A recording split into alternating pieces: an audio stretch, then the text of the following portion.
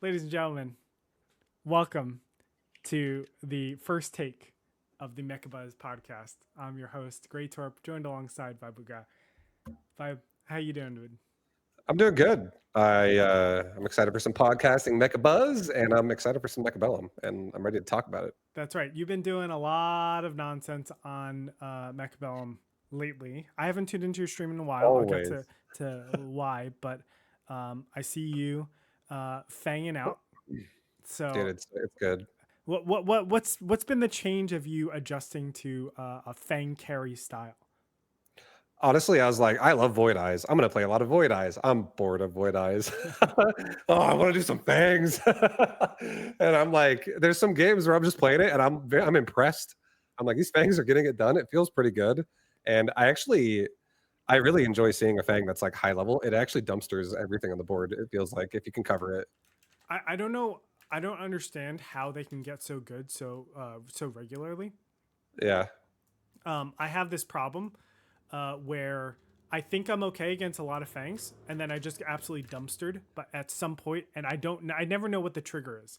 I never know Yeah. like, oh, I went from okay and like crushing to oh, I'm just losing everything always. Like it I doesn't feel like matter. it's I feel like it's when they get to the point where they have like over 200 damage or something like that per fang, where you get like that level 2 to level Mm. 3, maybe you have and you really get that mechanical rage going as well. At that point, I feel like they really just start crabbing on everything or a lot of things. Yeah, I need to definitely try it. It's a little harder. You need to make sure your hounds are on sprinkler control too, because Yeah. everybody That's likes to fire.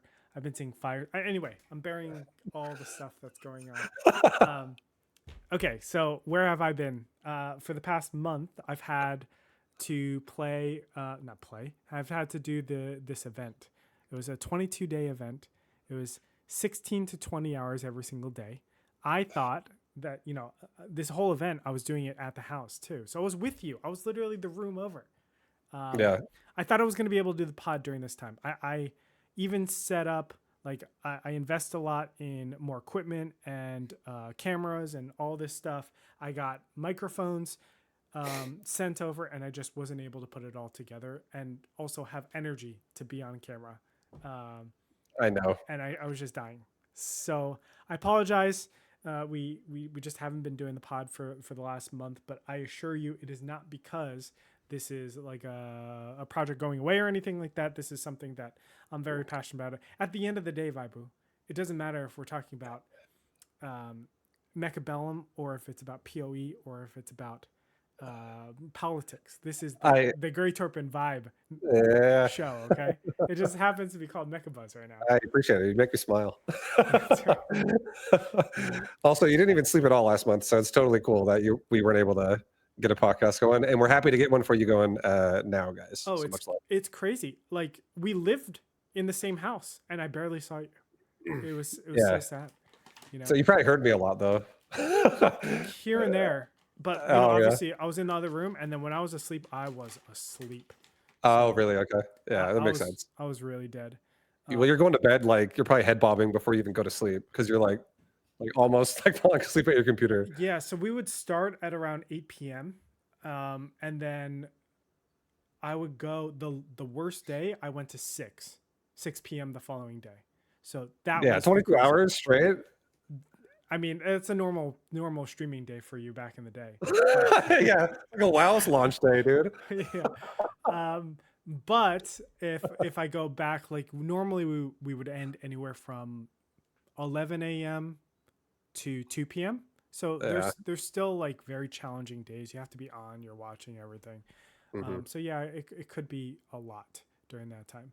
But I was able to get some Mechabellum games in. I'm not gonna lie that there were times where I took a break, just hard took a break. I wasn't able to continue going.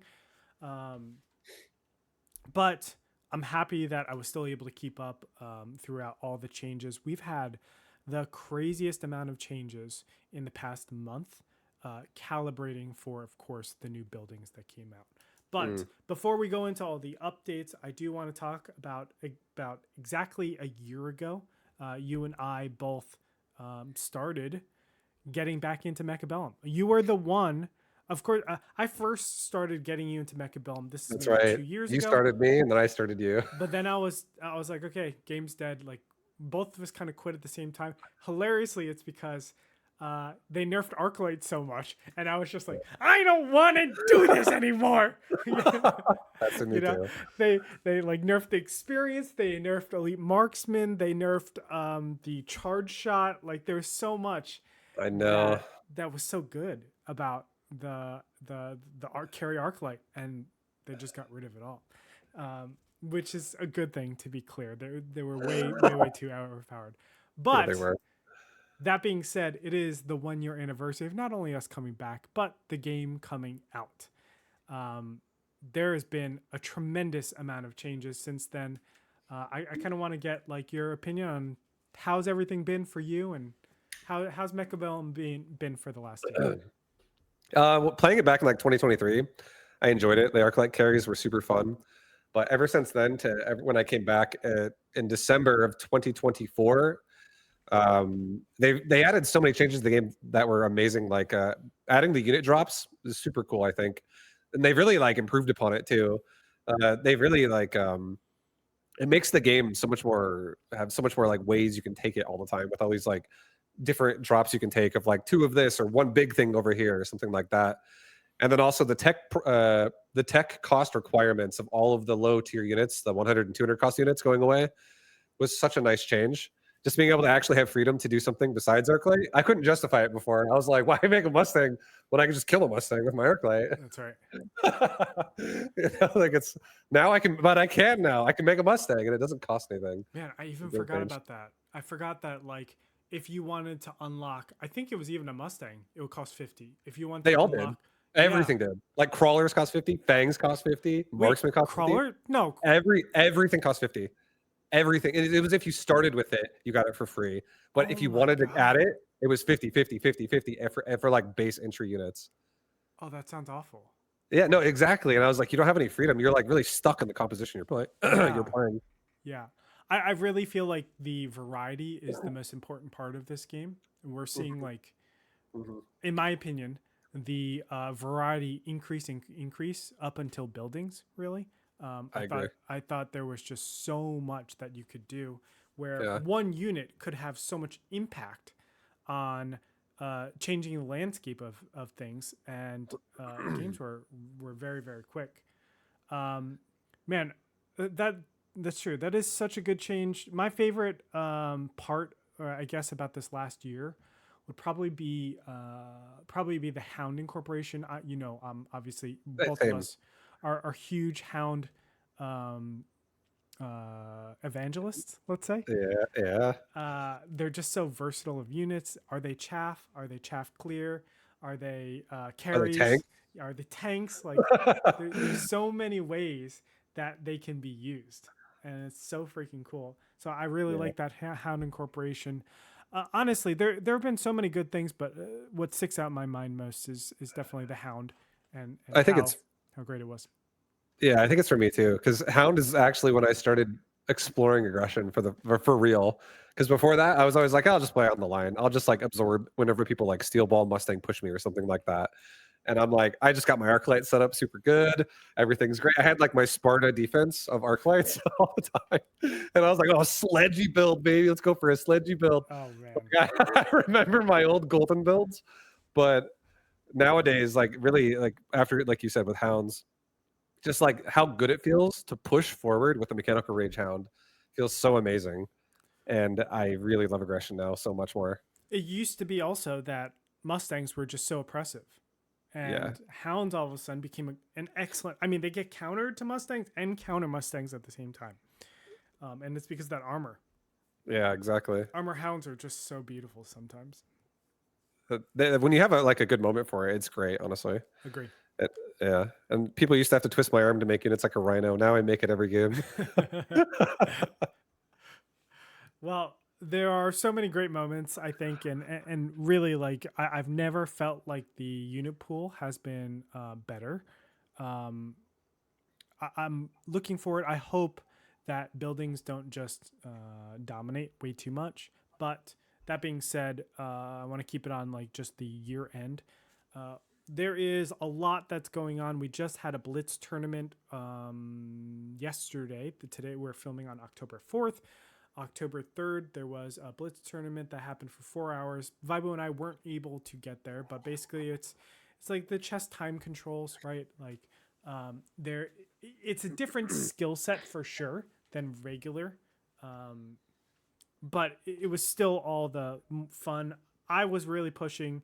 I've talked about this with you before, pushing that we need some sort of like shit talking. You need to be able to, when we're doing things so fast, you want to kind of tilt people, number one, Mm. and you want to flex that like, hey, I'm already done. What are you waiting for? Can you please end deployment? Like, all right, grandma.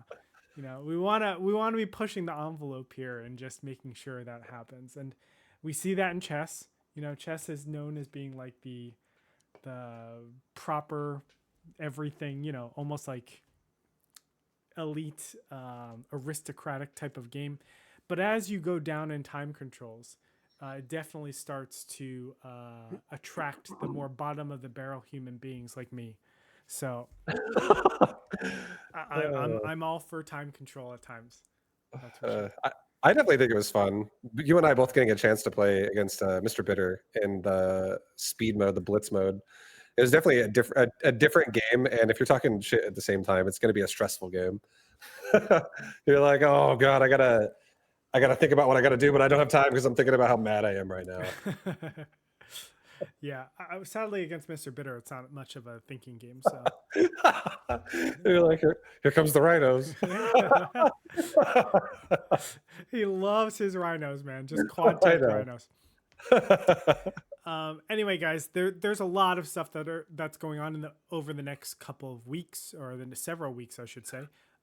You can find out more information, of course, on all our major socials, but Discord is really the way to do everything. So if you head over to the Mechabellum Discord, of course, just search for it. You'll be able to see everything over there. There is a 2v2 ladder that's happening tomorrow, October the 5th. So if you haven't already and you want to jam out, it's going to be a 3-hour session from 14 to 17 UTC. Check the Discord. All these community events are a lot of fun.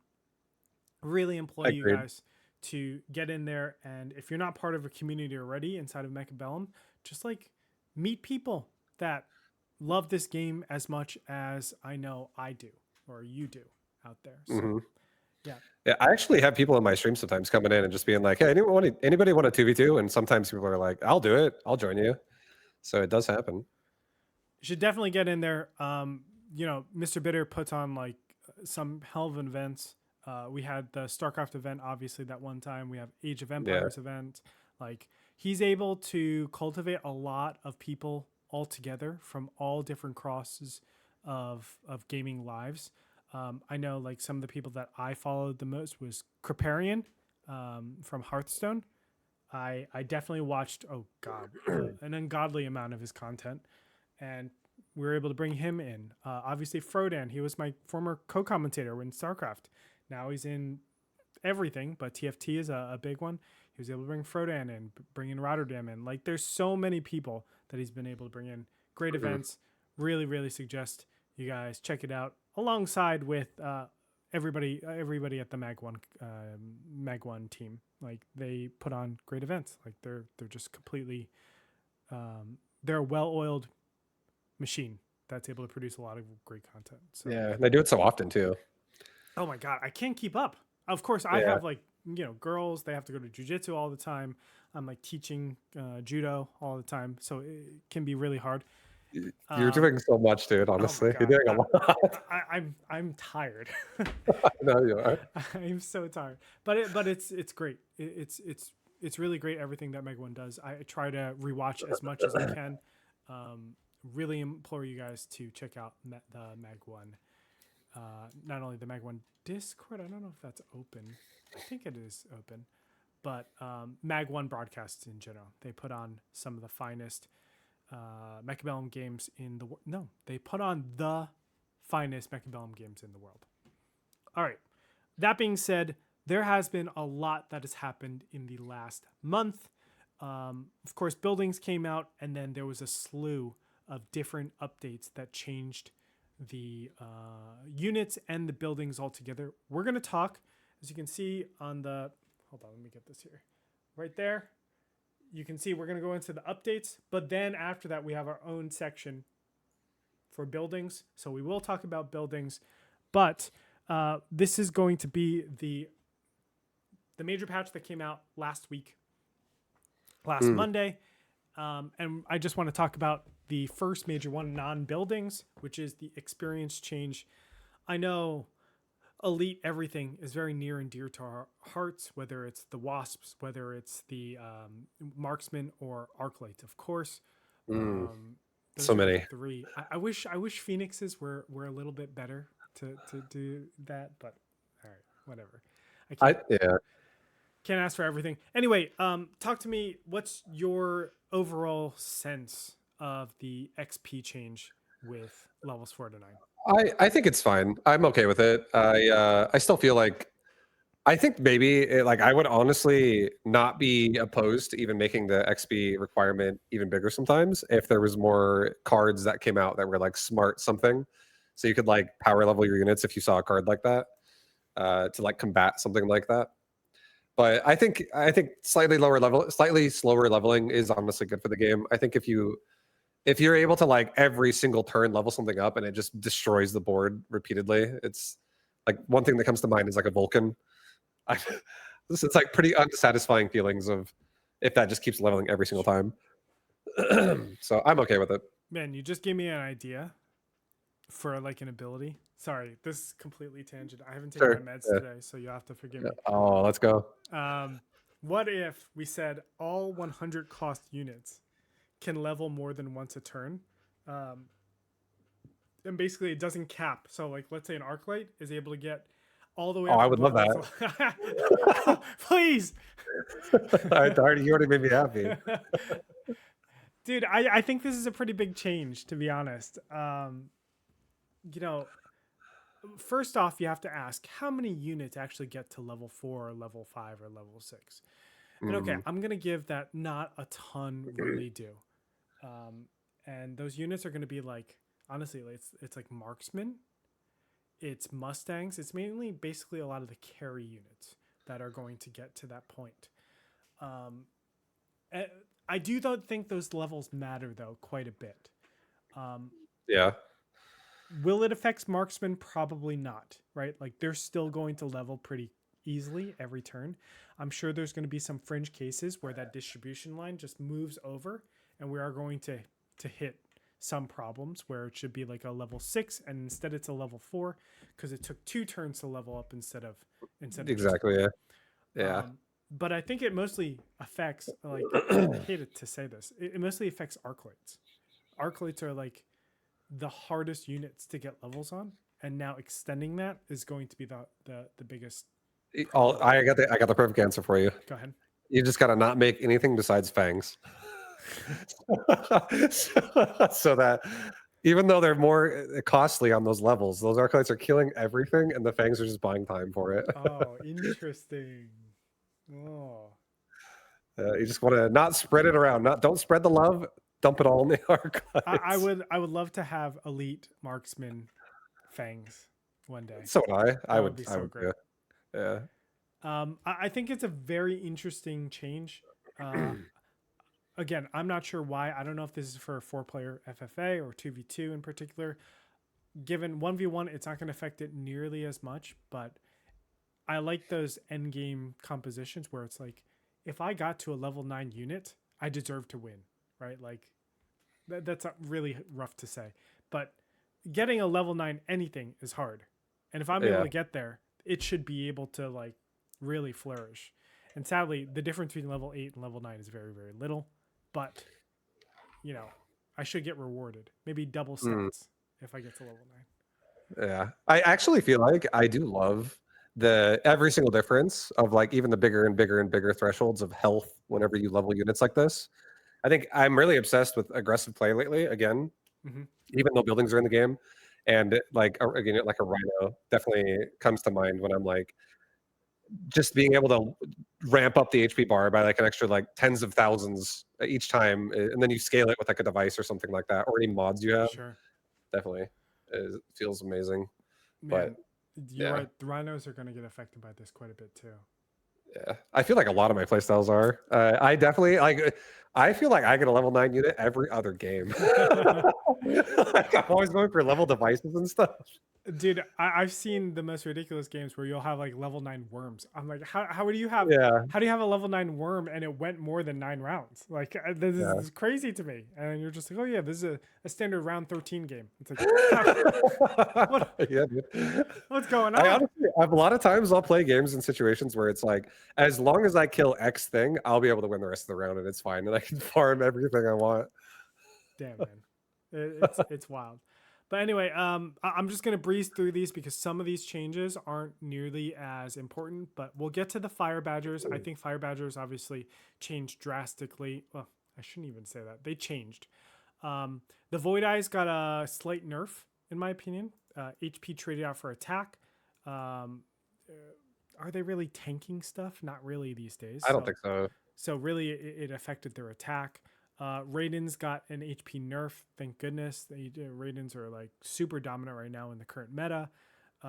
Mustangs, the XP required, they got nerfed again. It's not major, but that plus the XP nerf above really messes it up. And then just different adjustments for equipments, battlefield power, etc. There has been major fire nerfs as well that are I don't think are in this patch. It was in a previous one, but fire damage went down I think by almost 20% per second, and then the duration of fire went down quite a bit as well Yeah, across the board. I think the fire duration and the fire damage is actually one of the most consequential updates of these patches. Let's talk about fire and badgers. First off, let's start with how you feel about both of them. I think fire definitely can be toned down a little bit. I'm happy about it. I think there's answers to fire. I think positioning is an answer to fire, and I also think like hounds can be an answer to fire. So there were answers to it. So I don't think it was like overbearingly bad, but I think it's a nice way to go to make fire less oppressive on the board. I do think that's a good change. Um, and I think fire badger specifically, I still don't really like that unit that much. I tried using it for like 3 days, like 2 to 3 days of just like forcing fire badger builds in all different kinds of ways, and I I feel like I still, at the end of the day, my favorite fire badger is one that has like it's near the front of my army, or it's like near the line. It's close to the push, and it just has range and napalm, and that's it. And it just like drops fire on the ground and kills chaff. And it's like especially when someone has a lot of chaff on their board that's shoving pretty early.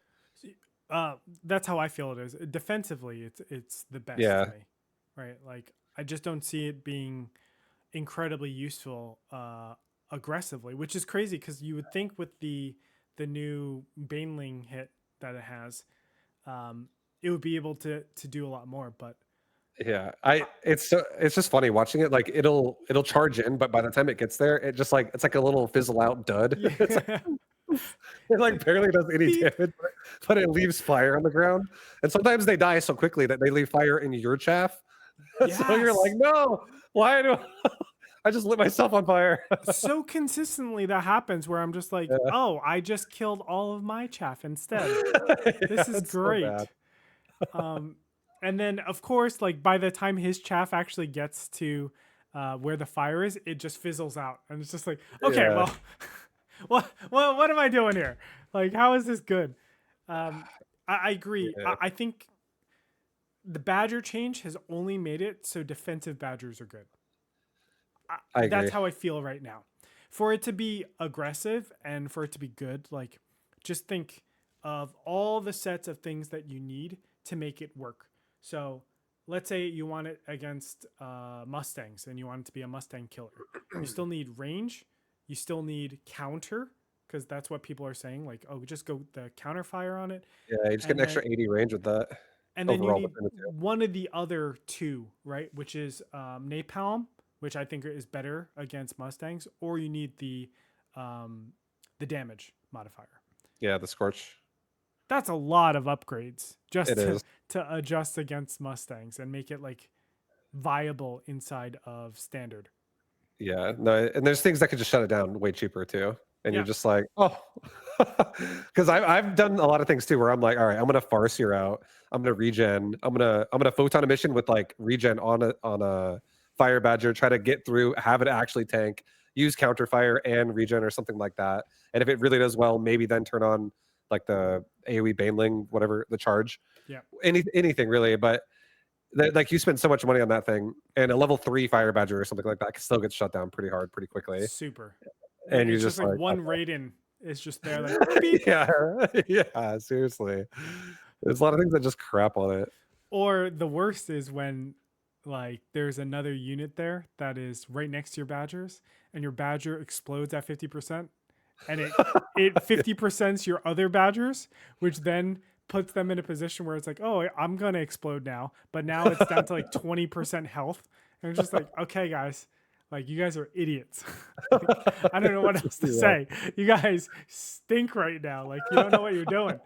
God, yeah. that is a really really frustrating situation to have happen. Uh, yeah, I haven't found the right way to use badgers other than I just put them in the front. Like I get them as a drop. I put them in the front with the counter fire, not the counter fire. The what is that called? I should really know the name of this. Here, you could come with me real quick. Let me see what the name of this thing is. Napalm, counterfire, Oh, scorching charge. scorching charge. Yes. So this baby, um, yeah, like that's the only use I have for it right now. I Yeah. just put it in the front and just have fire there. And it's like, okay, I just spent 200 this turn. I got the drop. Now I'm forcing you to basically go hounds and clear it up the next turn. And it's Mm, kind of, I just bottleneck their next turn into, I know exactly what you're doing generally, right? yeah.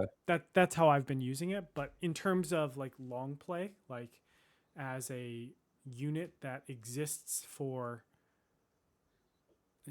anything that remotely does standard, nothing. Yeah. It's I just there.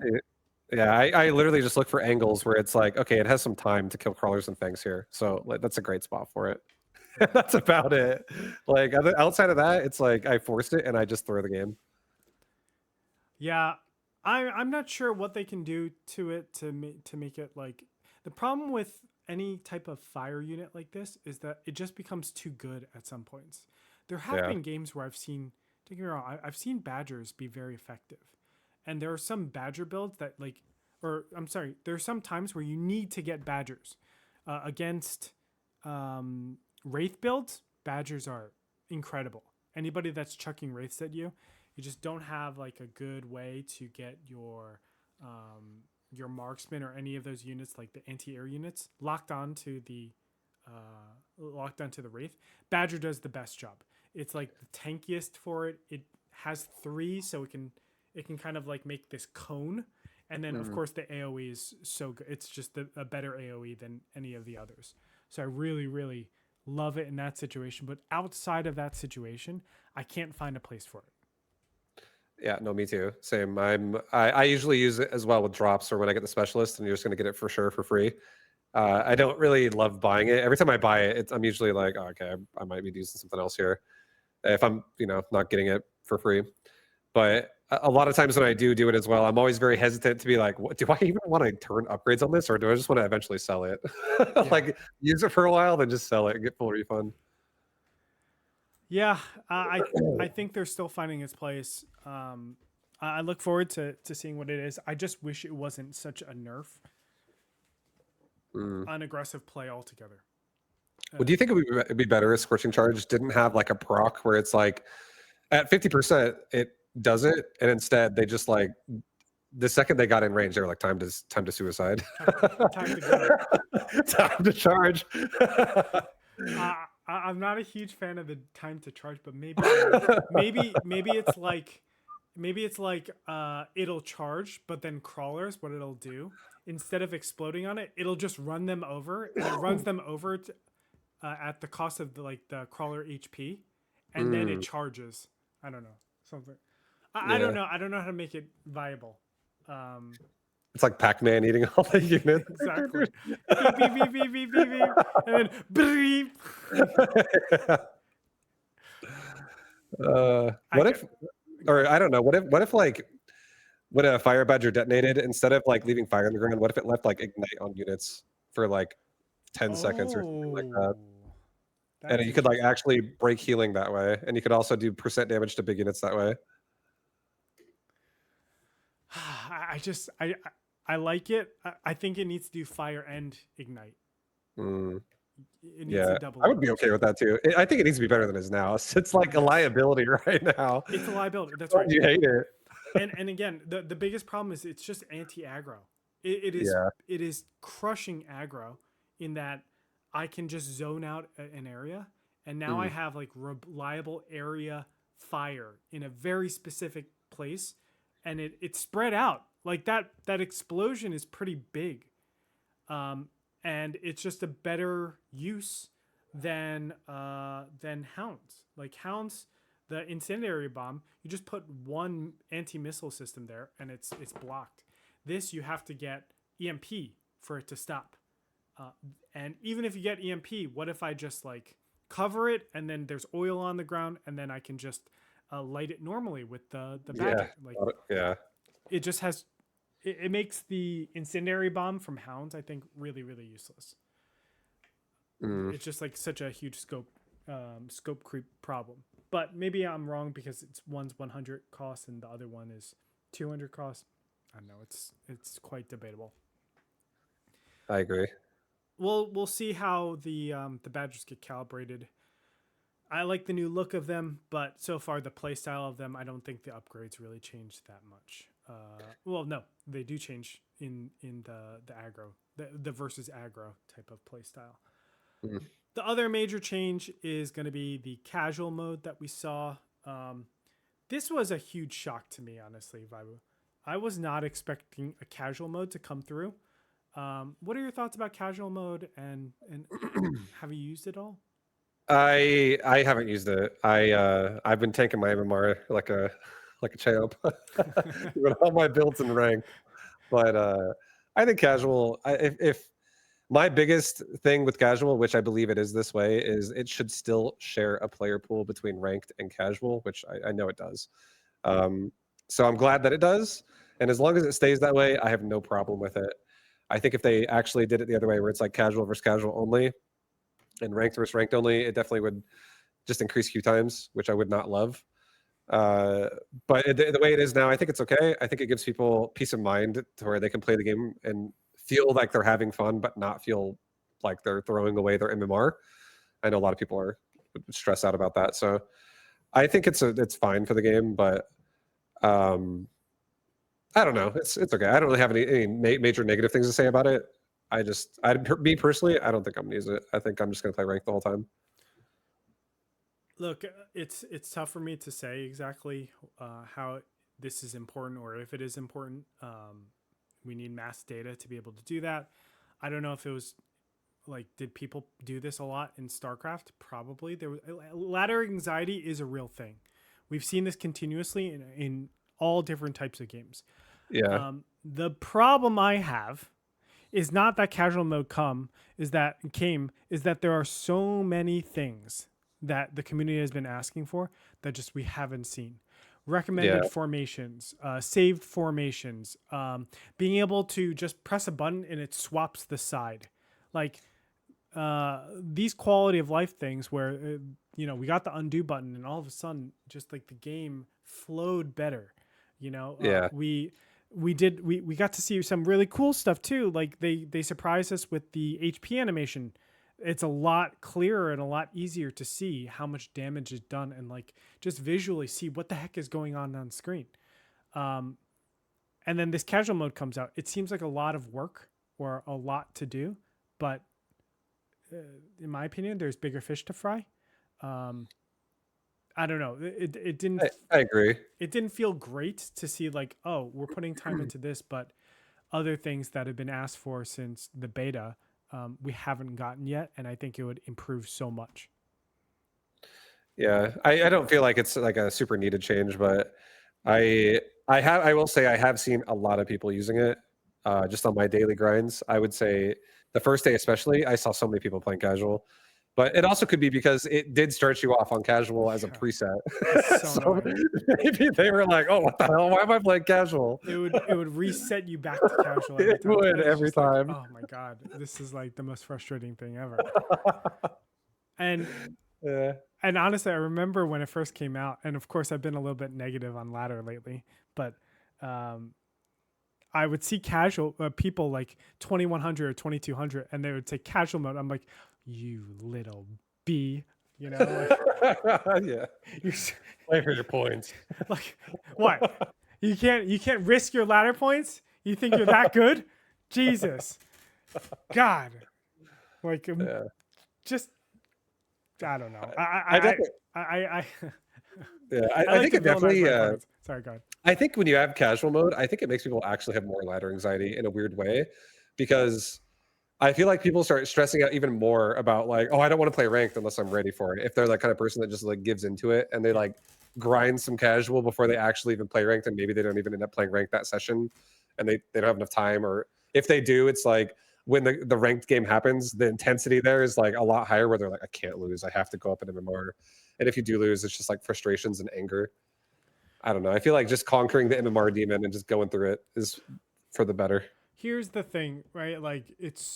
I think Mechabellum is so difficult, just like a lot of 1v1 games, and especially a lot of 1v1 games that move so quickly in terms of updates and balance.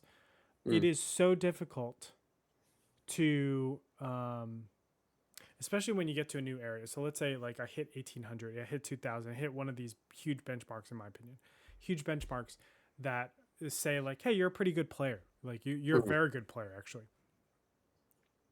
Um, you want to stay there, but Yeah. staying there when a new update comes means like a lot of times you're going to play exactly what gave you success rather than like I've probably dropped. I didn't probably drop. I dropped somewhere around like 700 ladder points. Right, I went from 2500 to 1800 at one point when buildings came out, just to start testing everything. And I think that if you get very attached to your ladder points, you end up not being able to see what is good. What are the new styles Yeah. that are working? How does it work? Why does it work? What is like the cap? So, like, if you have 8 scorpions against my hounds, is it going to kill me or can I still overwhelm you?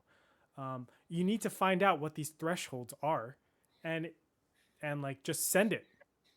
And I think casual mode does help with this a little bit, where people are like, okay, I don't want to risk my MMR, but I also want to test very actively. Um, I don't have the data to support this, but I think casual Yeah. mode is I good believe in it. that sense, where Yeah. it doesn't make you feel like, oh, like for me, I went from 2500 to 18, and I think to a lot of people that's just like, oh, this guy is shit. This guy is like a one trick pony, or I don't know, like all the things that your brain can think up to be very negative. Um, Yeah. I don't know. I think that mentality to have fun in those situations can be very difficult. Yeah, no, I agree, and I do think that if the casual mode allows people to just focus on actually exploring the game more, you'll get more fun games on average too. When you play someone who's playing casually, it won't just be like the same meta crap that you play all the time. If like um, the guy that you like say his play style because you play him so often, because like at the top you really get to know the same people a lot, uh, and then he's playing something completely different. That's like wild and different from what he normally does Mhm. because he's playing casual. I feel like that definitely can make the game interesting too. Just getting to explore different aspects of the game with people, and it's encouraged in a way that like casual does. Yeah, totally agree. So overall, like, look, I know I'm not shitting on casual, but I just wish some things would come out before this. But I think this is like Yeah. a good change in the aggregate, so I am thankful for that. Okay, so that being said, is there anything else that you want to talk about the last updates in the last month before we go on to the building stuff and talk about like what your experience are, etc.? Yeah, just if we're talking about buildings in a second, just the fact that they toned buildings down, I think I like that probably the most. Okay. Yeah, let's talk about that a little bit right now. So, buildings came out back in the beginning of September, late August, somewhere around that. I think it's actually beginning of September exactly. Um, we saw, two sets of walls. We saw like giga super strong cannons.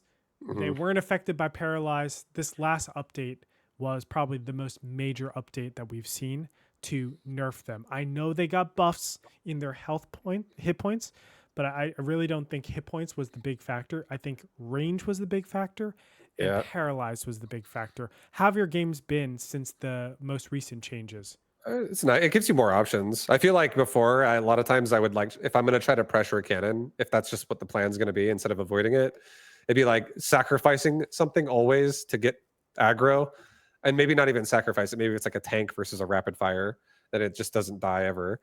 But always having to do something to mitigate the cannon and then also be able to deal with it. But now I like that, like with the 5 range down there, like a ranged upgrade on certain units, like a Void Eye could deal with it super easy. A Mhm. marksman straight up at level 1 with nothing could deal with it because it actually outranges it by 5. I feel like you have a lot of ways, just more ways you can deal with it. And I wouldn't even mind it if the cannons got even less range, just slightly, just like nerf them again. Um, I still think the cannons are impressive as hell because it just really it becomes more difficult to like have an efficient opener, and people can kind of like stack their side of whatever they think you're going to do, and if it ends up being correct, it just feels awful. Uh, so I think the buildings being lower, like toned down a little bit, is nice, but it's better than it was before. I'll say that. Do you think we even need buildings, Vibo? I know the big reason why they said they wanted buildings was to reduce the variability of the first couple of rounds. Um, yeah, do you even think that it's accomplishing its goals? I think buildings does give you more options of units you can run in the early game, but I think it reduces the locations of where you can put them. Because I do think there are games when I can like be like, oh, you know what? I'm going to make 2 more. I'm going to go 5 Void Eye opener, and I'm going to feel good about it because I have a rapid fire cannon that's going to cover that. Um, I can do like crazy like forced like carry builds where when I get like an upgrade, it's turning on an upgrade for 8 squads by like round 3 or something, and it feels not too bad because the cannons support it. So I do like that I have range to be able to do that if I want to, but I don't like that whenever a cannon exists in a spot on the map, it just becomes not ideal to push there, especially if it's like the first round, because unless you're committed to it, you're gonna have a bad time. Like unless it's a unit that specifically can like kill the cannon like a marksman or something like that, the cannon's just gonna eat away at your army as you try to push into it. So it really takes away the aspect of like spreading out. So it unless you're playing standard, right? Unless you're playing like I'm going to defensively absorb you. No, no, So no, no. Even in yeah, standard, because I've been playing mostly standard. Even in standard, you just dodge certain sides because it's like, oh, they're gonna be stuck on walls forever, and then they have like a big cannon to get yeah, through, and then they can finally kill the tower. yeah, It's just like I'm committing, I'm committing a complete deployment or two deployments over to the other side because I want to kill their tower, and it'll take about 45 seconds. It's like, oh, Mhm. everything's already dead. Okay, well, yeah, this is great. You know. So yeah, no, it is not a different situation. Uh, yeah, yeah, it's tough times for that. I think you hit it the nail on the head, which the placement of where you put your units has reduced considerably. Or if you want to ignore it, you just take a heavy toll, right? It's just a handicap for you yeah, exactly. because you're eating some sort of fire. And it doesn't even have to be like, you might be like, oh, well, I'm sending my, tarantula or my saber tooth straight into a rapid fire cannon. Not a big deal. The big problem is that those units need to be on the line. And I can just activate my rapid fire cannon by putting something like a marksman, like a huge damage dealer, Exactly. Yeah, right onto that target. And how are you going to cover? If you're playing directly on the line, you can't cover at all. And if yeah. you put crawlers in front, oh, And now your rapid fire cannon covers it again. exactly. Yeah, I've just activated my rapid fire cannon. So I don't think there's this like solution really, just because you always like the defender always has that advantage to like scuttle your plans. Um, it's been very very difficult for me to mount any of my aggression.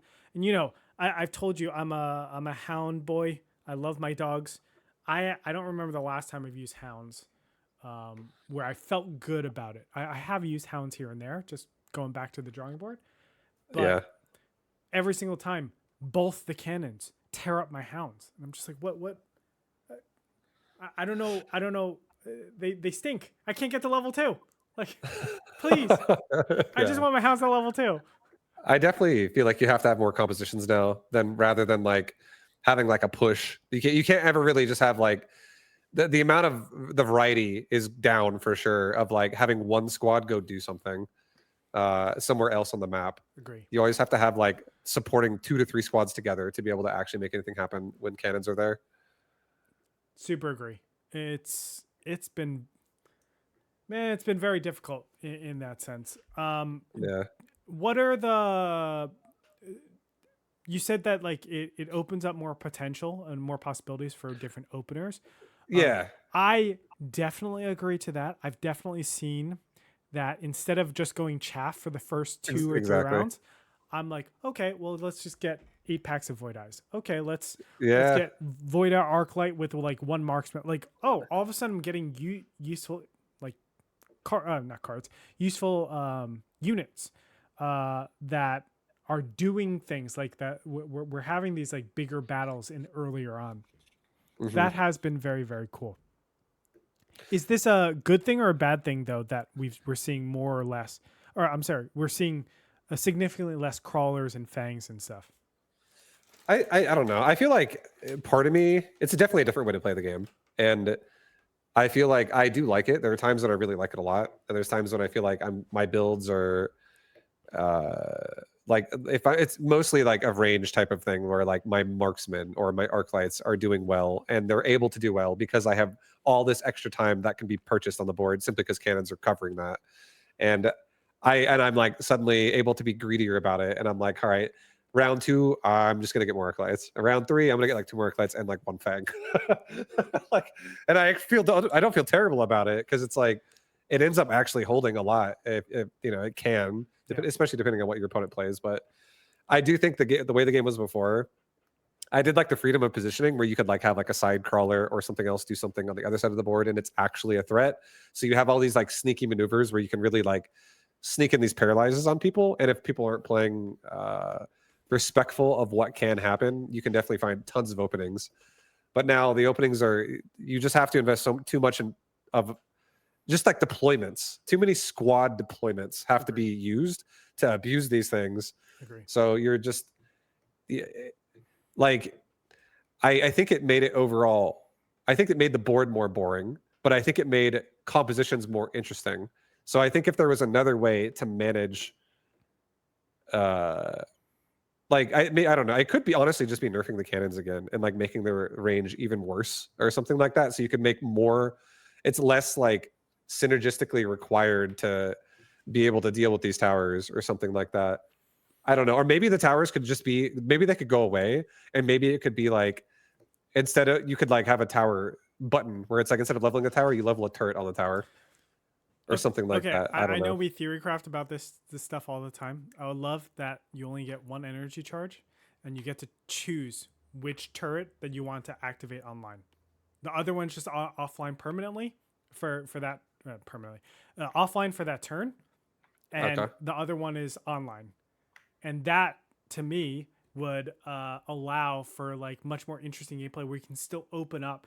Like I actually have a choice: do I defend my flank or do I empower like the main attack that's going on? I agree. That would be way more interesting. I don't like how it's like forced, like whatever it is the whole time until you sell it. Yeah, it's just chilling there, and it's like okay until I for the rapid fire cannon until I get like an arc light over here, it's gonna just be activated online. Like Mm. it's not a great situation to me. Um, I can't explain to you how different my unit drops have been. Historically, my unit drops have been damage, like or some sort of huge tank or something in the Mm. pre-building phase. Now, almost always, I'm picking chaff if chaff is offered, or I'm picking chaff clear. Like Yeah. I never used to pick the Arclight ones or the Tarantula ones. I pick it a lot too now. I'm picking them all the time because I'm never getting chaff clear in that like the first 4 rounds, 3 rounds, whatever it is, unless Hmm. it's one of my drops. There are so many times where I'm using like let's say I'll go Sledgy plus Void Eyes, which is personally my favorite composition in for the starting picks. That doesn't have great chaff clear, right? Like I'm just like dying for chaff clear for quite a bit. But then round 3 comes, round 4 comes, and they give me 2 arc lights, and I'm like, okay, I'm fine now. Because as you said, deployments are hard to come by. Yeah. Like that, you're dying for deployments in that beginning stage, and that feels very oppressive a lot of the times. Like I can only go a specific amount of units, and those specific units won't get the coverage they need until much later on. Yeah, no, I feel it too, and I would say I agree with that. I'm actually like always finding myself. I'm picking like the Arclight drops, or even like now I'm doing these Fang builds where I'm like, ooh, a 3 squad of Hound drop, like 3 level 1 Hounds. I'm gonna put those between my Fangs. I'm ready for sprinklers, shit It's like that. it's you know I've been fighting the building so much lately, and I'm trying. I've messaged you in private, but there's been throughout the last month. Of course, I've been tired as hell, but I've told you a lot of the times I've been struggling to find the fun in buildings. And now that I've kind of like given into the play style, I've definitely been having more fun. But I've also been like almost trolling in a way to Mm, how uncalibrated things are. And I wanted to give some time right now to go through my overall thought process. And I wanted you in here. I haven't told you any of this stuff, but yeah. I wanted you to kind of witness my PowerPoint presentation. Okay, Okay, so let's see it. Vaibu, this is a PowerPoint presentation for you. Oh, let me see if I have it up. Okay, welcome to my Mecha PowerPoint. Okay, this is about buildings, and this is my message to the community and message to everybody and the developers. This is how I see it. Of course, I'm very biased because I like a certain play style, but we're going to go into why I think buildings trigger the shit out of me. Okay. Okay, I'm excited. Let's see it. Okay. So we're going to start off with these 2 major play styles. Okay. This is very reductive. Of course, there is in betweens and different ways to do this, but we have 2 major play styles. Okay. It's going to be aggro, which is playing on or near the line, and Mm, there's standard, which is playing near towers. Okay. Aggro are for people with much more complex thinking, complicated brains, and standard are for smooth brain. No, I'm just kidding. Um, they aggro, I think, takes a lot more to understand the game and understand interactions. yeah. Standard is very complicated in its own ways, but I'm going to explain why standard feels bad right now a little bit later on. So let's go into the different matchups that we can have. Just matrixing out this aggro versus aggro, or the aggro and the standard. Okay, so we can have standard versus standard, and then of course these are kind of the same: standard versus aggro, aggro versus Mm, standard, aggro versus aggro. Okay, so historically we've lived. Let me see if I can highlight here. We lived in like this section for the most part.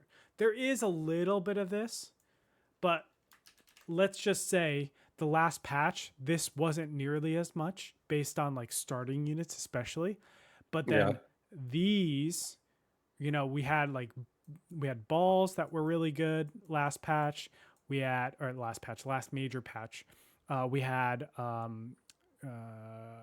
hounds that were very good last time. All these units, even Phoenix, all of these units that Yeah. were So many like fast. paralyzed. Yeah, Yeah, you like a let's get crawler phoenix like paralyzed in the tower or something. exactly right. So that's why we lived in the standard versus aggro slash aggro versus aggro lifestyle. Okay, it made for some really exciting games, and I think a lot of the game was balanced around this stuff, right? And now you could say like, oh, like how is the balance affected? Think of it this way, right? Um, when I am playing aggressive, like uh, spells, for example, units, for example, we weren't seeing Void Eyes nearly as much because speed mattered. Every single dollar mattered. But most importantly, speed was a big part of it. So were the Void Eyes able to keep up with the rest of your army when you have so many crawlers? And crawlers are one of the defining units. So we're going to talk right now. I want to move from this, just understanding that these are the 4 major patches. Okay. I want to go to standard versus standard characteristics. Okay. I know this is a little bit crazy, but let's just talk about this. Standard versus standard. We have matches. They tend to be a little bit longer, of course, because there's going to be a lot of traits. There's not nearly as much of like just wiping your opponent's board. You'll have a lot of symmetry, so units will trade off a lot more. Okay.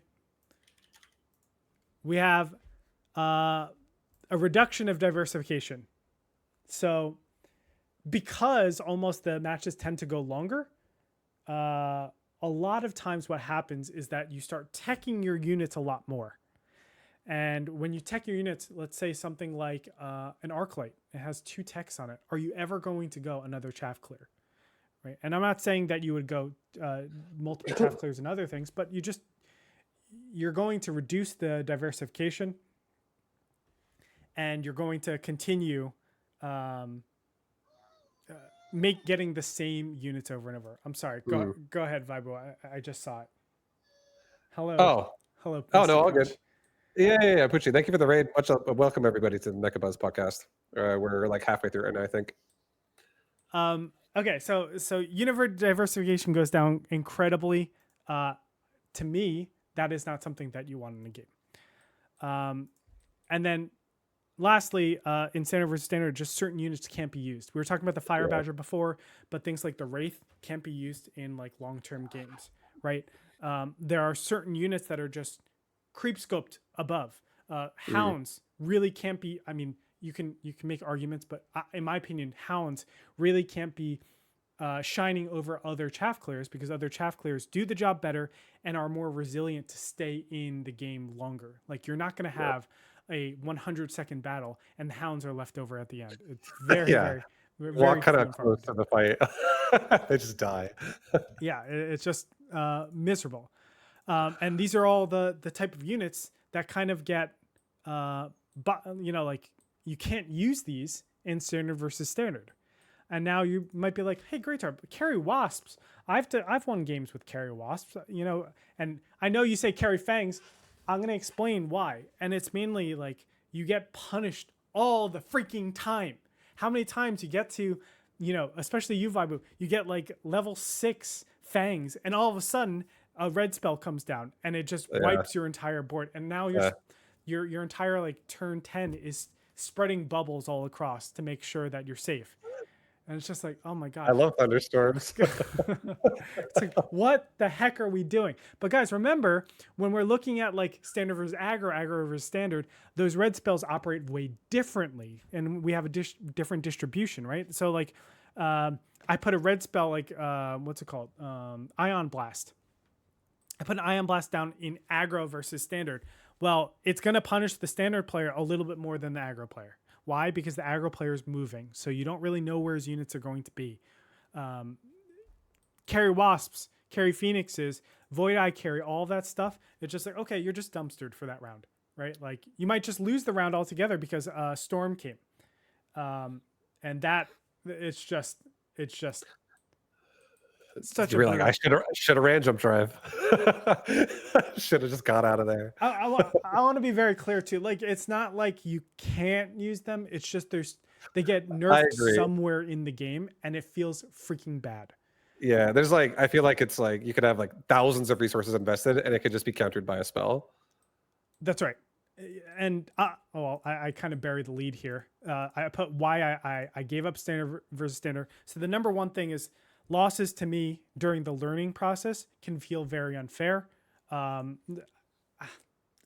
a huge tangent, but like basically like in standard versus standard, you don't know the thresholds that well, and you can't really force things. It's just like there's no, you're not mobile beaconing anything. You're just letting things fly and go. And to me, losses can feel like you don't know where it came from. All of a sudden, you're winning one round and then losing another round, but you can't really discern what the heck is going on because there's so much shit going on, right? Like there's so many interactions that are happening that you don't quite know what it was, right? It could have been a bubble that changed it. Could it have been like a tech that they got, whatever it might be.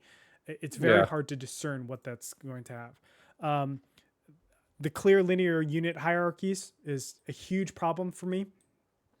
For a while it was just, Tarantula is the best chaff clear unit for standard games. That's it. There is nothing else. Why would you get anything else? It has the most hit points, it has the most damage, it has the most AoE. It's just like better than everything. Whereas in aggro, everything kind of works, right? There are benefits and there are costs to everything. And then spells, right? Like it is so uncalibrated and it feels terrible. There's nothing worse to me. I've had these Void Eye rounds where it's like, I have like level 6 Void Eyes, right? Yeah. And it's just spread across. And then a nuke comes. And I'm like, okay, I guess I'm dead. I guess I deserve this by choosing to go Void Eyes. And it's just like, what kind of game are we playing right now? And this is where I think the Mechabellum comes from, right? Because it's only a huge problem when you're playing this area in this standard versus standard area. But when you go to the standard versus aggro spots, like even standard versus aggro, the standard player can move out of the way and rotate, right? Like it's not impossible. They just level their tower and then mobile beacon over. Like they're clustered up enough. Aggro versus aggro versus standard. Just think about how fast units move. And if you're trying to get to tower a lot of the times, they're not going to storm over themselves. They're going to ion blast a lot of the times. But the ion blast, now it's like, okay, where are the units exactly going to be? Don't get me wrong, it can be very abusive and it can be very oppressive at the same time. But like most of these spells, maybe this is like the most fun in my opinion, where you can play these mind games with your opponent. But fire, I think, is like super oppressive. It just zones out a complete area and it's like, okay, I guess I'm just dead in this one section. Yeah. Ion blast is like, okay, I guess like all your glass cannons are dead. And then stuff like this where it's just like, okay, I guess all your air chaff, your air is just going to get mutilated. You're slow. Like this is a bad feeling in standard versus standard, and hence why I gave it up in the last patch. Yeah. Anyway, sorry, go ahead. I'm talking so much here. No, you're good. I feel like spells, my opinion a little bit is spells are actually more manageable in standard versus standard, because I feel like playing aggressive, I can't actually force protection when I'm closer to the line. I see what you're So saying. I'm just like running into it and I'm just face thinking it. So a lot of times if I'm like, oh, this is going to be bad, I almost always just justify it to be like, well, if I just buy it myself, we'll just do it back and I'll just like even out the losses, or if I get a better spell. But the annoyance comes from when we're standard versus standard, and I've chosen stuff like carry wasps. Right? But yeah, no, 100%. If I have wasp and it's thunderstorm, I'm like, I better hope that I can like predict the side and run away with one group or something and like get them out. Like that is a crappy feeling. I'm not saying that overall, like, yes, we have parity a lot of the times because I can buy it myself. But then it comes down to like, okay, what did I choose from the beginning and how did it like escalate to this? And then why should I be dead at round 9 because they picked up the thunderstorm spell and I chose this line? Like that is a really awful feeling in my opinion. And then on top of that, you have things like they pick it up at round 5 or round 6, and guess what? They get 2 turns to use this spell. That is a really crappy feeling. Yeah. Okay, so again, I'm not saying this is 100%, but I'm saying across the distribution of standard versus standard games, we're mining for a lot more terrible experiences. Like don't think of it as like the what is, what it more so what it feels like, and we're mining for bad feelings when we play these games. I agree. I 100% think. I just want to interject and say one thing. Yeah. My favorite thing to deal or to play when I played standard a lot is when I defend aggression, not when I play somebody else who's standard, because there is definitely a lot of situations in standard where it just gets kind of unsatisfying. I'm And I, not even I'm not even saying that like it definitely affects aggro a lot too. Like there's no doubt because you have to cluster to a side of a board a lot of the times, and it's like, oh, okay, I just get like increased value. yeah, But there, okay, think of it this way too. If I'm the aggro player, it's very seldom that I have 4 techs on one unit. Okay. If I'm playing standard versus standard, it's very reasonable that I have 3 or 4 techs on one unit. sure. And for it to be killed to a 250 cost or a 300 cost spell at round 9, when they have another 1500 supply to use, there is not a better way to spend 300 supply than to get that ion blast and just eliminate whatever target it is. That's to me a very, very crappy feeling. It's Yeah. it's tough because I'm making a lot of generalizations here, right? No, I understand though. I do feel like it's very unsatisfying when you have a board that's pretty sweet and it's like coming together and then spells just like repeatedly rain down on you. Exactly. You're like, okay, dude. It's Uh, oh my god, it's so brutal when it's like round 6, round 7, round 8, or something like that. Round 8, yeah, round 9, round 10, and it's like, okay, I guess this is another bubble round, and I'm getting yeah, chaff. It's like, yeah, ugh, I spend 1,000 just defending myself, and then now I have what, like 400 left over, 600 left over. I gotta get temp range, gotta get whatever. yeah. Ugh. That was so many of my rounds back in the day with when I used to play standard almost all the time was like it was just a prerequisite of barrier range like every time once you get there. No, totally, totally. Okay, so like why I think aggro is a lot more beneficial at times. Games used to end around round 7, round 8. So when we're looking at it, like you just need one tech on units for them to be good, right? If we go to the round 10s, around 11s, then it's like, okay, well, that's when those single units just start shining really, really nicely. But you can get by with just one tech. Like there's so many times that I only have range on my hounds. I think that's a completely reasonable way to play. Same. You just dunk forward and try your best and do a lot of moves to make sure that you can get to tower, etc. I think this is a good characteristic. The least amount of techs on your units, the better, because it forces diversity, and diversity, in my opinion, is good. Like we want to have that diversification. More map is used. So this one's a little bit hard to understand, but I'm not talking about the left and right side. I'm actually talking about the forward and the back side. So a lot of times with aggro, we would use from top to bottom, right? Yeah. You use it for different chaffs. Obviously, you have to defend that back line as well. Yeah, But exactly. and then you're using the flanks. Whenever we watch standard games, it's like standard doesn't really use the flanks that much, and you don't use that whole top side because you're playing a tower, and then you just put a couple of chaff there, but they're just like to catch missiles basically. They're not actually there to do anything other than catching missiles. I think using more of the map is better because it just allows people to play more of more positions, right? Like there are different ways that you can approach. I agree. And then spells can still suck. Oh, I did put it in here, but the OP ones suck a little bit less. Maybe I'm wrong with this. I'm back and forth, but to me, like because we don't invest so much into our units. Again, if I have these marksmen that are four stacked and an ion beam goes and kills 4 of them, I don't feel great about that round, right? Like it just stinks. Aggro has less focal points. This is, of course, how you play your aggro. Sometimes there's a lot of focal points, but to me, on the aggregate, there's less focal points. Like if you think about standard, they all kind of curve into this V shape in that center, like both sides. So I feel like that middle line is just like rife with just placing stuff there.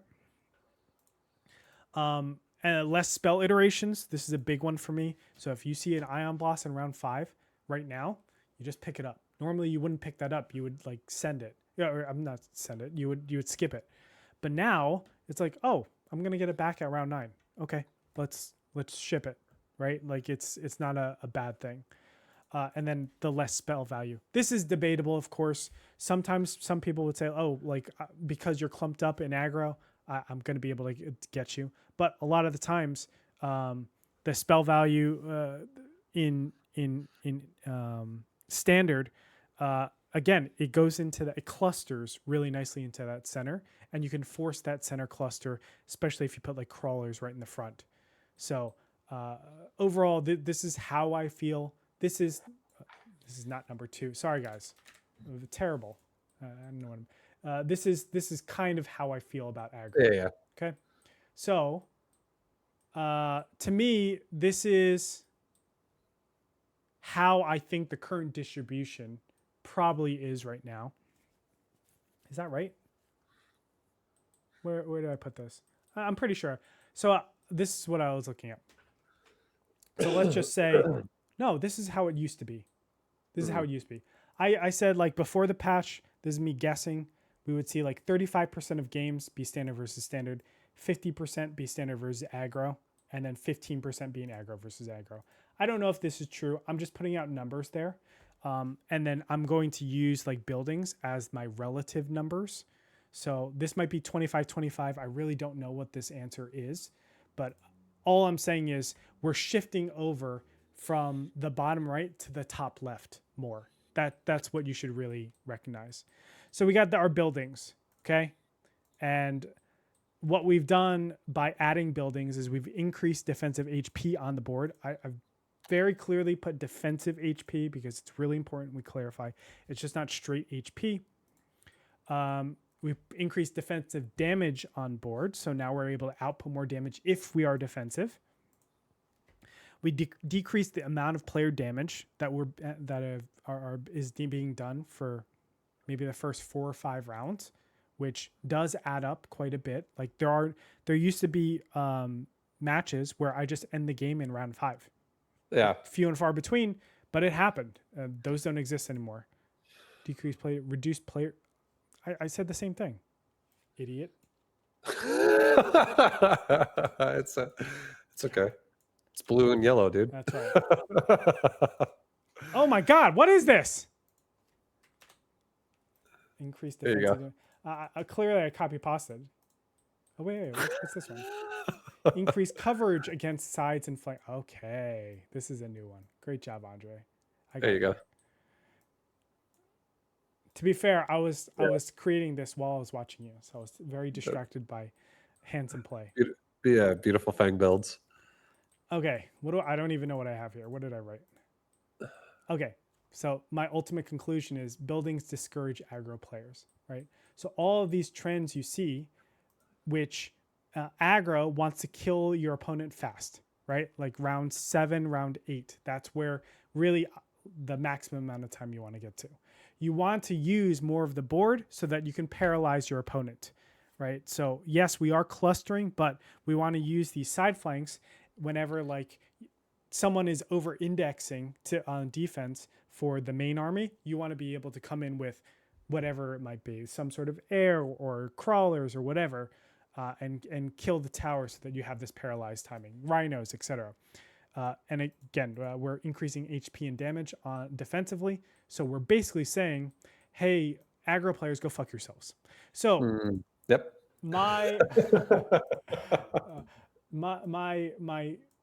I'm saying this is the trajectory that we're going, right? Where we would normally see whatever this is, 35% and then 50% across these two. Maybe now we're seeing something like 45%, right? And then this is maybe 25 and this is 25. These can't be the numbers, but we're just sending it because I'm biased as shit. So it doesn't matter though. The theory of how the population is going to react to this, it's incentivizing people to play more standard at towers because of how dominant the defensive capabilities are of these buildings, right? It doesn't matter the number. We're sending it to the top left somehow or another. It's definitely mostly standard, 100%. Out of my experience as well, I would say the majority of games I play of someone either being at the towers or at the wall, but like in the back behind the towers, is more than 50% for sure. It's definitely a lot. It it's so much to me, right? And then what I'm saying here is that the game balance has been historically calibrated without buildings. So we have all of our units and the speed of our units and stuff like that. You know, we saw hounds be super dominant at one point. They got nerfed like crazy. They're nerfed for a certain reason. They're nerfed because we were in this area where it was these three areas that we were playing in, right? And let's say this is 80% of all games. I don't know what this percentage is, but now we add in this and there's like a certain weighting now. So it doesn't matter whatever the standard was. Let's say spells, this is like 100 damage on average. And then because aggro versus aggro, it's clustered. Like let's say missiles, right? Missiles maybe did 80%. And you would say like, oh, aren't they more clustered? Well, one shield can protect a lot more now because we're so clustered, aggro versus aggro, stuff like that. Like missiles are calibrated for this. And when we average all of this out, we get a certain number. Now that our distributions are switched a little bit, so like now let's say our instead of going from here, which is standard, we're all the way up here, right? And aggro, instead of it being over here, it goes downwards to like over here. It moves the mean and like the overall the data considerably. And that's why I'm saying like all of our units, whether it's the Wraith, it's the Hound, it's the Phoenix, it's the Void Eye, all these units are calibrated for a different setting. And I feel like the data can be very misconstrued when we're looking at it at large sample sizes. It doesn't feel good overall. And that my ultimate thing is, let's go to the conclusions. Number one, the game can feel very unfun when you win or lose. I've been seeing the distribution of people complaining about this game being Spellbound a lot more. Not just on Reddit, not just on like a Discord or whatever, but I see this overall in my interactions with people when I'm playing with them, right? There's just been an uptick of people that complain to me in chat. Spells feel way too strong or overall just too useless. Like it's very one or the other. So things like what's a useless spell? I had it before and now I can't for the life of me think of what it was. Like a damage spell that's useless? Yeah, there was a damage spell that was like very useless. I don't know what it was. But sometimes like Missile Strike at endgame especially can feel very, very useless. Maybe that's a bad situation. It could be though. Like if there's like a barrier covering like the one part that could be missiled, and then it's like all the units have more than 3k health, and you're just like, what's the point? Yeah, definitely the case. As I said before, the game feels very uncalibrated. Uncalibrated in like the unit balance where there is just these clear hierarchies. You guys probably feel it. Void Eye feels really, really. I want to be careful how I use this word, but it feels really dumb right now. It does so much. It does damage. It's like a support unit in the suppression shot. It stays behind like farther than any other. Like there's so many times that Stormcallers are trying to rain down missiles on my units, and I'm able to shoot like close to the same distance as Stormcallers with my Void Eyes. Like that's crazy. And it's just they feel so freaking strong. And then some units feel borderline unplayable. Now, I have to be careful with this last one because in the last meta, there were also units that did feel unplayable. So maybe that this is always going to be the case and there's going to be D tier units like hackers were just completely useless unit, not completely useless, but like they weren't used nearly as much, right? There was very, very situational. And do we want all units to be playable? But I will argue, like I should add in more here that like diversification has gone down a lot in this game. especially towards the later stages. Um, I have had very negative experiences in the past month. Um, and I recognize that I have a ton of biases. And let's go back to me. So that's my presentation. I Yeah. recognize that I have Beautiful. a ton of biases. Um, Yeah. why I felt this way.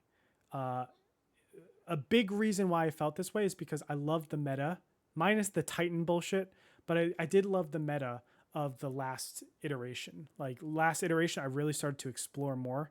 After I got to, rank 2 in the world, I was like, okay, let me start like playing with all the units. I went very U style, honestly, vibe.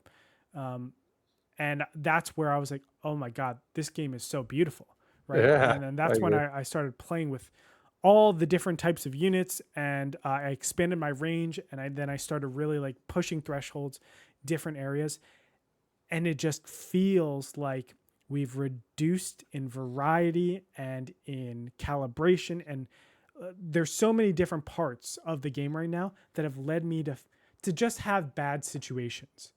And I'm not saying the game is bad. I'm saying there when I win or lose, there are a specific situation where spells come into play, or the way I win is very unsettling and it doesn't feel good. Um, and at the end of the day, I think it's really important that the game should feel good when you win, right? I don't care when I go to a casino. It matters that if I play red or black and I win, or if I play the numbers and I win on roulette, because one way is way harder to win than the other. But if you just gave me $200, I'm gonna be happy. But it's like, it's not a win anymore. It's just you gave me $200 and like the thrill is not there. And that's how I feel about my wins a lot of the times. Uh, the game is like pushing me to a place, and my opponent refuses to play that style where the game is pushing them, and I just win because they want to play a certain way, and like I'm just playing Void Eyes. I'm playing like bullshit. Or spells will come up that just counter my style altogether. Not my style, my board altogether. She's like, Yeah. okay, well, I guess I just lose here. And these are the places where it's like, how are people winning? How are people losing? Is this the way we want people to win and lose? Does this feel good? Because there's a very different feeling that you get from going to a casino and playing rock paper scissors, or playing Mechabellum in August. And how Mechabellum was in August, God, it felt really freaking good for the most part. Again, Titans were bullshit. No, I think so too. I think the game just felt like it had more freedom before. I feel like there's less freedom. I think the game is like, once you just understand that like there are certain things that just feel awful, you just kind of have to like abide by those rules if you want to not be just having a horrible opener of your game. Yeah. I don't know what can be done. I know we've thrown out a lot of stuff here.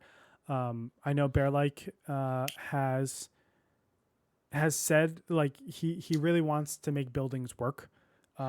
I was always a big terrain guy, so man, I wish we had more time. I know I'm going way over of what I committed or I asked from you today, Vibo. You're all I, good. I appreciate. Like there are some really cool things about buildings, right? I do like the fact that people can't just copy paste the same build and just go in the same areas and just play that way. Like that's stupid too, right? You shouldn't be able to just do the same thing over and over again and just win games. You need like this, slight variation to say like, oh, I can't do this because units are going to be over here. I want to Yeah. adjust, etc. That is I, good. yeah. 100% agreed. Like if it's just like telegraphed like every single game, you already have like your spots picked out every single time. You're like, oh, I'm just gonna once I get there, I'm gonna buy it, put it there every single game, and you're just winning games repeatedly. Like it's literally the kind of build and playstyle that comes to mind is like a Vulcan playstyle, like the people that just play super standard Vulcan. Definitely, those games are probably the least fun to play over out of all of them. I agree.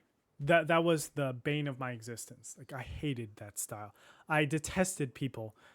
I shouldn't say that like that, but I detested people that would just. It felt so brain dead. It was like, You did. okay, are you having fun? This is what I would say to them. Are you having fun playing this way?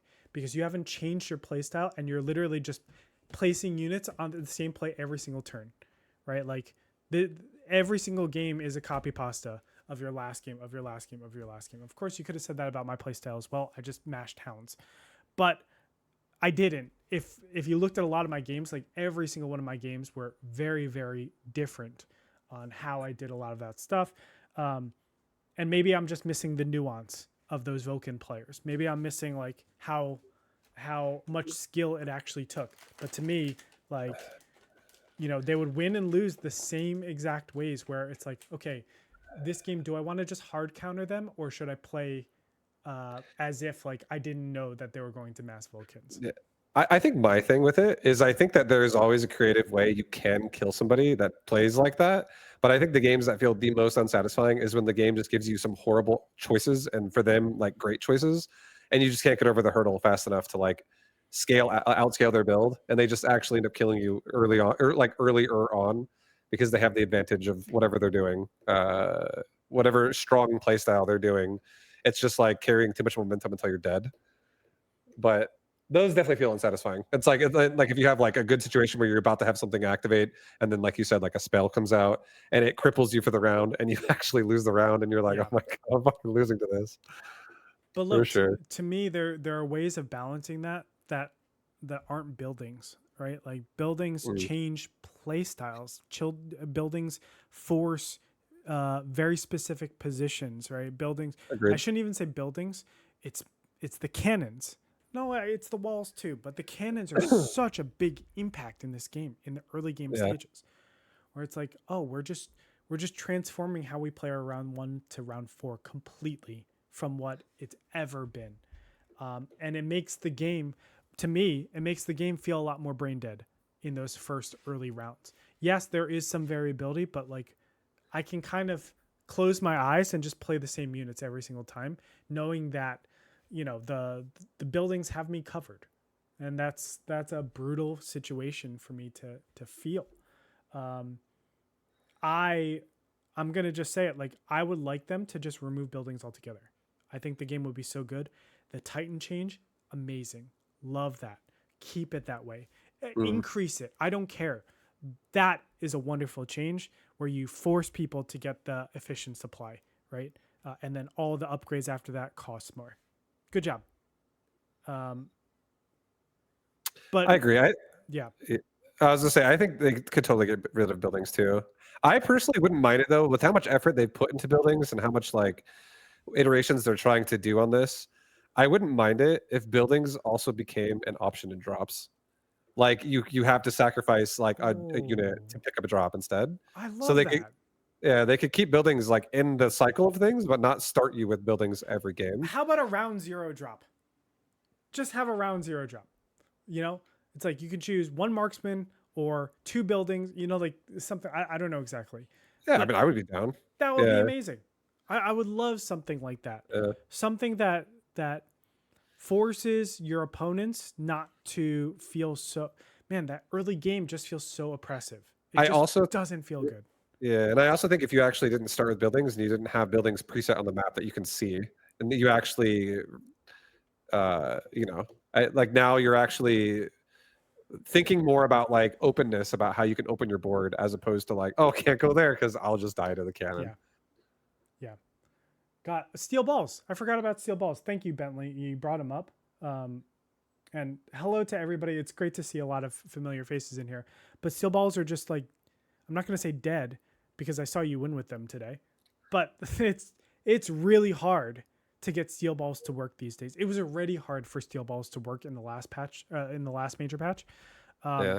Steel balls, like they get stuck on walls for ages.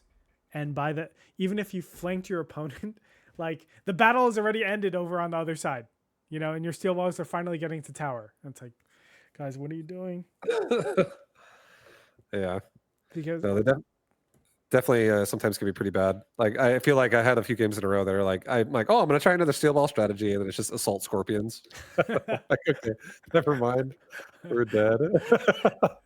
All right, I'll see you next game, buddy.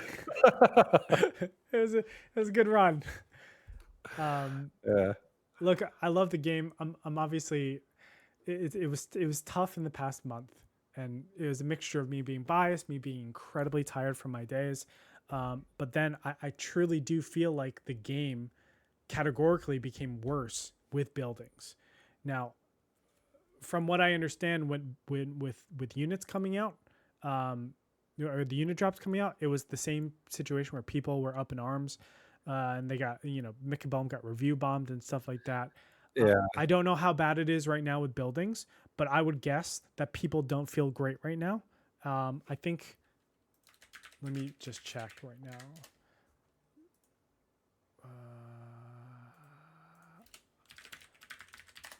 I want to see whether or not player counts are down over the past months. I mean, it's natural for this to happen, Yeah. but we're close to an all-time low right now, and that I sucks, definitely, man. it does. I think it's just like the initial take of buildings and everyone feeling the effects of like, oh, I want to do whatever I want. Never mind, I can't do that because I'm just getting just destroyed right now. And you have to really just like the mindset kind of feeds into, oh, I have to play standard or I have to like abuse my cannons like other people do. So I'm going to back it up. You can still play around it. I do think you can still play aggressive, but it's definitely worse.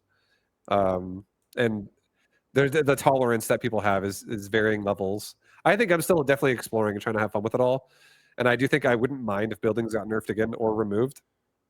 But yeah, I think that the game honestly it became just more. There's more annoyance in the start of the game of just because of what buildings do to it, and then having everybody like convincing people that the mindset of oh if I just like I'll make it to where I can guard my cannons and you run into them at the same time and I just abuse the fact that I'm getting free damage into you. It definitely uh it it gives people it is a clear advantage if like you're the one having your cannons shoot at units nonstop and you're just like guarding them as well at the same time. You're just getting extra DPS. Yeah. So trying to make that happen is definitely like incentive if somebody wants to win the game, especially if their army's slow, right? And like they're just like, oh, may as well just absorb you as you run into them. So I don't know. I feel like they No, could be removed too. yeah, I would love for it to be removed. I'm just looking at Steam charts, and we are indeed at an all-time low. We lost about 33% of the player base right now. Now I'm sure some will come back, but the livelihood of these games. It's really important that the the loyalists, like the people that Mechabellum is part of their lifestyle, those people don't churn out. Yeah. And I think that buildings have definitely churned people out. These major patch updates, I think they need to be tested so freaking much. I know there was a delay. It was like a 1 week delay in the end of August. Then I was honestly hoping, I know we tested it and I was like, I'm not a huge fan of these buildings. But they need to be tested a lot more vigorously. Like, this is a huge I shift for Mechabellum, it and is. we can't afford losing a player base like this. I really think that one of the biggest problems with them, honestly, is that they're just forced round one and their locations are preset. Yeah, And you just I feel like there's no choice. I feel like it just takes away choice from like the agency from a player a lot agree. in the first part of the game. So I feel like if they were just not in the start of the game, or if they were like somehow they were tweaked to a point where it gives you choice again, and like you actually feel like you can make choices, and like we talked about a lot of examples of how that could happen, but definitely just not preset like every round, time a game starts. Round one is like, oh, there's the cannon, there's the wall. I can't go here, here, or here. I can go there though. Like that's where I go. Yeah, That whole concept should be reworked for sure. That's not has very to fun. be, has to be. Most of the time, I can guess where my opponent is going to be located. Exactly. No, exactly. It takes away a lot of like the push potential as well. Like there's been games where I've played where I'm like, this is my clear like my whole composition's terrible if I go here. I can't go here. Cannons are bad. There's like my Yeah, composition can be like hounds and mustangs, and it's like a rapid fire cannon's guarded by a wall. And I'm like, let's not go there. Especially if he guards that. Let's yeah. go to the other side of the open area, and then he has like a whole clump there ready to absorb it too. And I'm just like, okay, well, rough for me. And there's so many times where I'll see like my opponent and it's like, oh well, I'm still gonna charge at this place anyway, and I just put like one crawler pack, which desyncs a lot of their crawler and like damage Yeah. units or damage, and then all of a sudden the crawlers come forward, and then I just clean up 3 packs with a cannon. I'm just like, Yeah. this is great, thank you, appreciate it. You know, like Yeah. those are bad situations. Why are we mining for them? You know, it's Yeah. not a good feeling on either side. It shouldn't feel that way. Like wins shouldn't feel like that, and losses definitely feel terrible. So what are we doing? I don't know. Agreed. I'd like some more reworks to the buildings, more revisions to them, or just removal of them. Same. I'm big on removal for now until it can be patched in where it makes sense and people. I don't care the balance. I care for, are you mining for a good position? Like, will people feel good when this happens? That's what I'm really looking for, right? Because the fun should come first and then the balance should come second. That is fundamentally how I feel about gameplay. Yeah, I mean, if the game is unfun as well, you're gonna have someone have like it's just so many instances of that happen in a row, and they're gonna be like, you know, I actually just quit. Yeah. Yeah.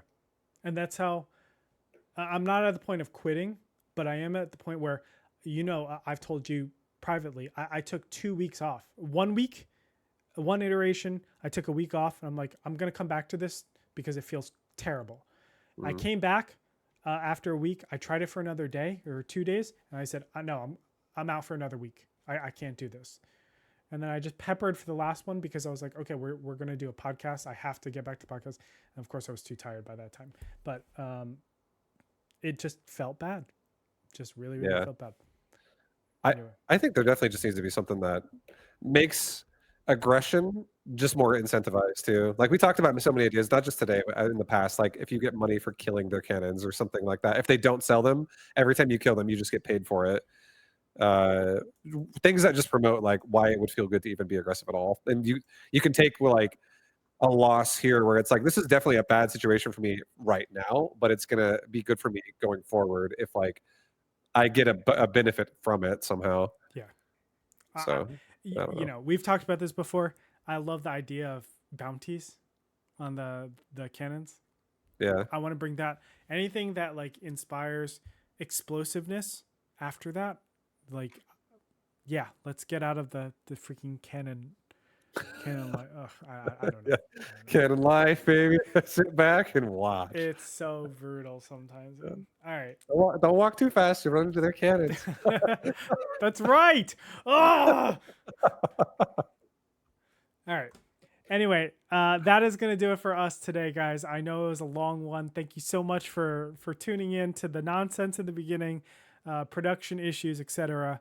But you know, I do want to walk away right now with like just like I am still, at the end of the day, I love this game so much. I've said it time and time again. This is the first game I felt since StarCraft Brood War where I need to keep playing. It's so amazing. And I still hold it to that standard. Um, I'm worried, of course, that it slips away from that. But I do think that like us as the community, we have a voice and it's important for us to speak up. And whether people listen or not, that is up to them. I hope they do. Hmm. But we need these forums. Like I really appreciate everybody that is uh, agreeing with me and disagreeing with me and us and how we view this game. Um, like a lot of you guys are vocal, and I think you should be vocal as we can, because as much it is the developers' baby, it's our babies too, right? Like we're here on a Saturday night when we could be out, and we're listening to Mechabuzz, right? We're talking about That's Mechabellum. right. Everybody in this chat right now is a Mechabellum enthusiast, and I think a lot of us have and deserve some sort of say. I'm not saying we should get to control it, but I think that we should be listened to at the very least. And I think that whether it's on Reddit, whether it's on the Mechabellum Discord, which you guys definitely should check out, whether it's here, whatever it might be, I think it's really important that you use your voice. So hopefully something will be done and the game will return to its former glory. But that being said, I appreciate you guys so much. Thank you. We will be back next week. Promise. We'll be back next week with another edition of Mechabuzz. Let's go. Yeah, thank you guys for hanging out and tuning in. Yeah, just to echo what Great Turb just said. Appreciate all you guys, and definitely share your thoughts. A lot of people, I always hear people in my chat telling me their opinions too. So get out there and tell the world how you feel. That's right. We'll catch you guys next time, all right? Deuces. Peace, guys.